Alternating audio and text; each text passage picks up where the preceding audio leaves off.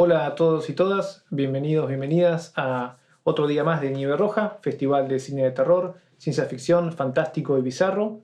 En esta edición, tercera edición ya 2021, en una modalidad híbrida entre virtual y presencial desde el Bolsón Río Negro.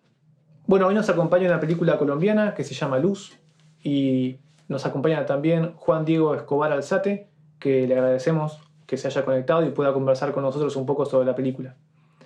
La primera pregunta para Juan sería, ¿cuál es el disparador para escribir y guionar esta historia tan estilizada, tan compleja?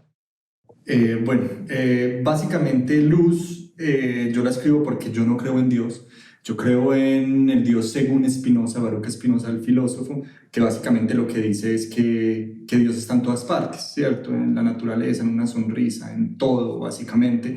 Pero dentro de ese mismo Dios, al comprender todo, pues también está el diablo dentro de él. Yo quería hacer una película que hablara netamente sobre la naturaleza y de cómo el hombre corrompe todo lo que toca, ¿cierto? Bien sea la feminidad y la mujer y la naturaleza, que para mí son las cosas más bellas e inocentes que hay. Yo tenía escrito un guión previo, pero ese guión me fui a hacer ayahuasca al Putumayo aquí en Colombia. Y después de eso, pues yo dije, esta película que yo quiero hacer es una mierda. ¿Yo cómo voy a hablar de la naturaleza cuando la desconozco? Porque yo pues con la ayahuasca tuve una conexión muy impresionante con lo que yo soy y sobre todo con el entorno.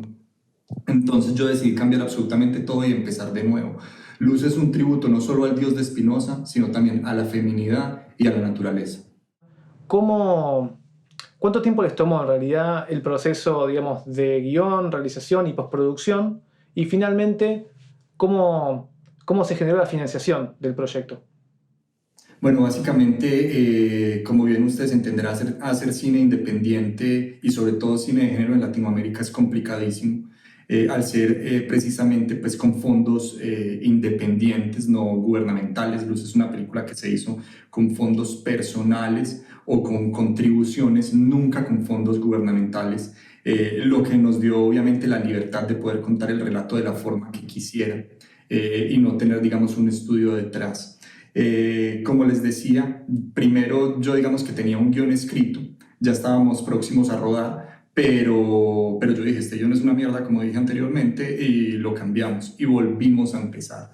Dicho esto, todo, digamos, mientras levantábamos los fondos, mientras conseguíamos todo esto, fue un proceso de 5 años para en realidad tener 27 días de rodaje únicamente con 2 de descanso. Fue una película de 24 días, 25 días de rodaje aproximadamente, si no estoy mal, porque creo que fueron 24, 23. Y fue pues obviamente extenuante al ser precisamente una película estilizada, complicada de llevar a cabo, y la postproducción pues nos duró aproximadamente 6, 7 meses, y el rodaje de 23 días. Entonces fueron 5 años para 23 días nada más de rodaje. Financiar cine latinoamericano normalmente es complicado, ¿cierto? Cuando, como decía, sin entidades gubernamentales como el Inca o como Proimágenes en Colombia, es complicado llevarlo a cabo porque una película pues requiere de mucho dinero y mucha inversión personal y de pronto es muy pocos frutos los que se ven económicamente al ser unas películas independientes, etcétera, etcétera. Es muy alto el riesgo o muy bajo el riesgo porque también se producen con poco dinero.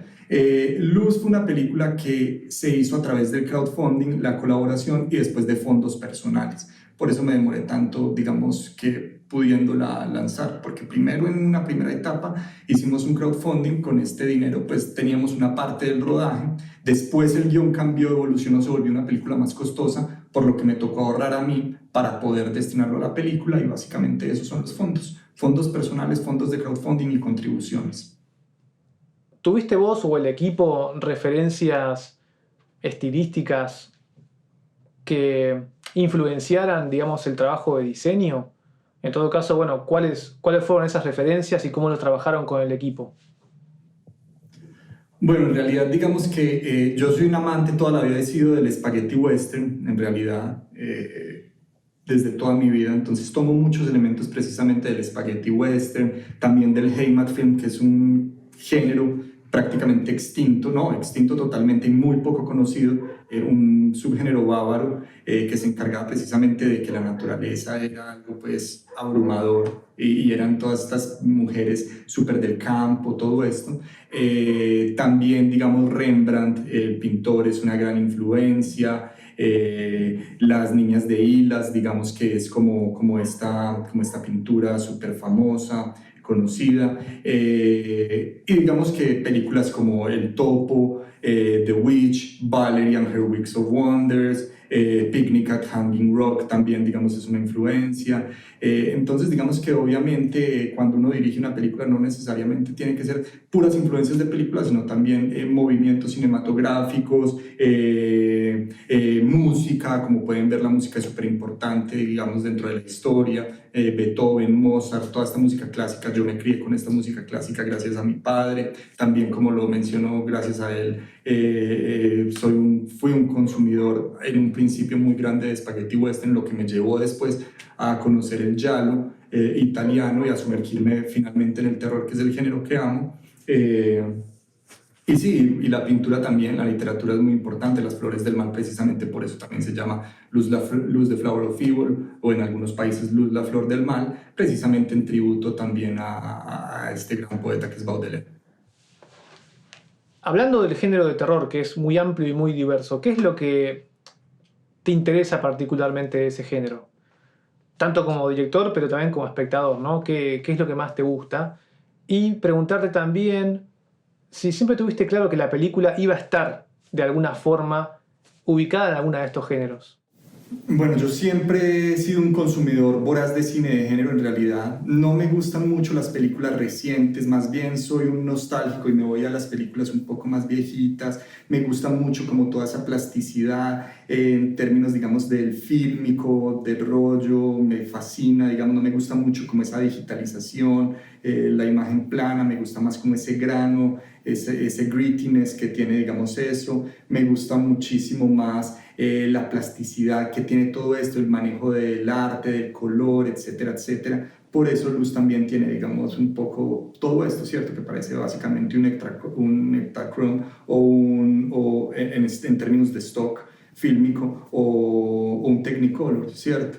Películas recientes que me hayan gustado, Agatha me parece la mejor película reciente que me he visto. The Love Witch también me gusta mucho, me gusta como todo esto muy melodramático, muy estético, muy plástico, también de cierta forma melodramático, etcétera, etcétera. Yo siempre, como les digo, he sido un consumidor de cine de género, empecé viendo por mi padre Spaghetti Western cuando era muy pequeño. Cuando se acabó el Spaghetti Western me paso al giallo porque los directores, pues como bien sabrán, de Spaghetti Western terminan haciendo giallos cuando se extingue, pues digamos, este subgénero del western. Y sí, entonces yo siempre supe que yo quería mezclar géneros dentro de esta película. Como pueden ver, tiene un poco de western, tiene un poco de folk horror, etc. Y yo quería hacer una obra no comercial, porque no me gustan mucho las obras muy comerciales, tiendo más bien a gustarme el dark house oscuro. Y sí, entonces aquí pueden ver, digamos, una obra muy singular en Luz, una obra que creo yo que poco a poco se va a ir volviendo más importante dentro de la cinematografía mundial. Creo que va a envejecer bien. Y sí, tiene una obra singular, una visión distinta del género. A mí normalmente no me gustan las películas que no dicen nada, por el contrario me gusta mucho la poesía. Realmente yo soy cineasta porque soy poeta. Y básicamente pues lo pueden ver en Luz. Entonces, pues los invito a todos pues a ver esta obra y a fundirse pues en las oscuridades y en la luz que hay dentro de mí. Bueno, yo soy un gran amante y yo vengo, digamos, de una escuela muy, por así decirlo, pues escuela, digamos, que llevo pues dentro de mí, digamos, en esas venas, y normalmente lo que yo hago precisamente para ganarme la vida es hacer videoclips, ¿cierto? Obviamente un videoclip es un derroche estético. Y a mí siempre me ha gustado mucho el arte en todos sus sentidos, las imágenes, la pintura de cierta forma, etcétera, etcétera. Y para mí el cine, cada plano tiene no necesariamente que contar algo, porque eso es lo que dicen todos los directores, sino para mí el cine y cada plano tiene de cierta forma que ser y emular una pintura y necesariamente tiene que ayudar a sanar. Si tú pones, digamos, pausa en un plano de luz, inmediatamente vas a ver una pintura. inmediatamente vas a poder analizarla como si fuera una pintura, lo que te va a llevar precisamente a recapacitar de cierta forma esta pintura sobre... Lo que hace la pintura muchas veces es que tú te cuestionas sobre ti mismo y sobre el origen de las cosas, ¿cierto? Y básicamente eso era lo que yo quería. Entonces, digamos, como te dije, como yo soy también de esa escuela del videoclip y me gustan las películas un poco clásicas, un poco en el que la estética era más importante que la narrativa, llámese, digamos, mi director favorito, Alejandro Jodorowsky, es perfectamente eso, y que esconde muchos elementos, digamos, dentro de la imagen. Entonces, Luz es una película que tú puedes ver en muchísimas dimensiones y con muchísimo subtexto, ¿cierto? No necesariamente lo que ves es lo que es. Muchas cosas de las que no están narrativamente, digamos, implícitas en la historia, son más importantes para entender el relato. Bueno, gracias Juan por tu tiempo, por contarnos de la película y de tus experiencias como director. Y a todos y todas las demás, muchas gracias por estar presentes. Y recordarles obviamente que Nieve Roja sigue estando disponible en su modalidad virtual unos días más, hasta el 13, así que sigan disfrutando de la programación.